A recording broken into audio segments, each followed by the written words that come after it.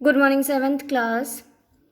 तो कल हम लोगों ने मुग़ल एम्पायर के बारे में पढ़ा और हमने उसमें मनसबदार क्या होते हैं, जागीरदार क्या होते हैं और ज़ात क्या होता है, सवार क्या होता है, ये सब कुछ हमने पढ़ा। यानी कि इन शॉर्ट मुग़ल के एडमिनिस्ट्रेशन के बारे में। आज हम पढ़ेंगे ज़ब्त और ज़मींदारी के बारे में। ख़ासकर इसमें हम ये पढ़ेंगे कि मुग़ल एम्पायर में टैक्स कैसे कलेक्ट किया जाता था।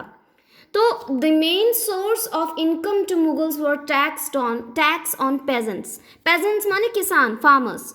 तो किसी भी एम्पायर को चलने के लिए पैसे की ज़रूरत तो पड़ती है, तो उनके रॉयल ट्रेजरी यानी खजाना कहाँ से आता था, उन्हें पैसे इनकम कहाँ से होती थी।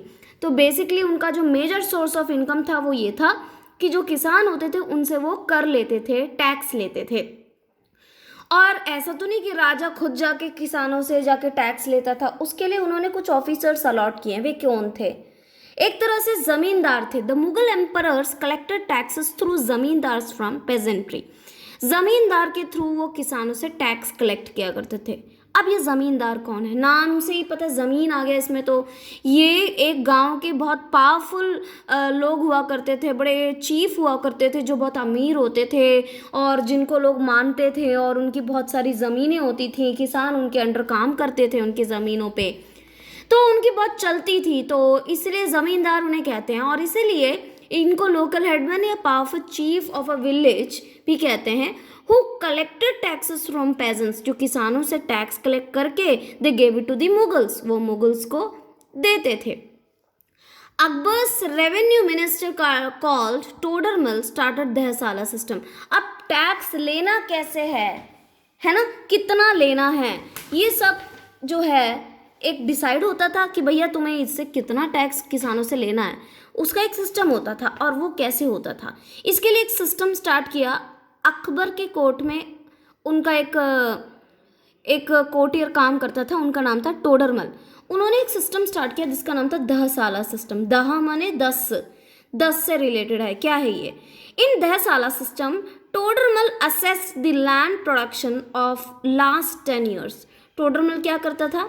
लास्ट 10 सालों के जो है, कोई भी ज़मीन है, एक टाइप की ज़मीन है या कोई क्रॉप है, उस पर वो पिछले 10 साल का रिकॉर्ड देखता था कि भाई पिछले 10 साल में इस ज़मीन से कितना प्रोडक्शन हुआ है, क्या अच्छी क्वालिटी का अनाज आता है, इसे ज़्यादा क्वालिटी का अनाज आता है, बहुत ज़्यादा अच्छे से मिट्टी कैसी है, ये सब देखते हुए पिछले 10 साल का प्रोडक्शन वो देखता था। और उसने उसका calculated the average of it. उसने क्या किया, उसका एवरेज निकाला पिछले 10 साल का, और फिर उसको उसने टैक्स माना कि भैया इस ज़मीन पे पिछले 10 सालों में इतना प्रोडक्शन होता है, उत्पादन होता है, खेती होती है, तो इतना होता है, तो मुझे इस ज़मीन से इतना टैक्स ले लेना चाहिए। तो इस रेवेन्यू सिस्टम को कहते हैं ज़ब्ती सिस्टम या ज़ब्त सिस्टम। दिस रेवेन्यू माने टैक्स कलेक्शन का सिस्टम को हम क्या कहते हैं? क्या? ज़ब्त या ज़ब्ती।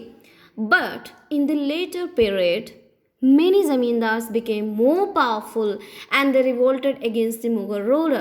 बट बाद में जाके कई सारे ज़मींदारों ने क्या किया, वो ज़्यादा पावरफुल हो गए। जब राजा और कमज़ोर हो गया और वो ज़्यादा पावरफुल हो गए, तो ज़मींदारों ने इन राजाओं के अगेंस्ट में या राजाओं के जो कार्यकर्ता हैं उनके अगेंस्ट में जो है उन्होंने जो है रिवोल्ट किया, उनके खिलाफ जो है लड़ाई लड़ी। और इसमें कई बार जो इनके पेजेंट्स भी, इनके किसान भी इनका साथ देते थे।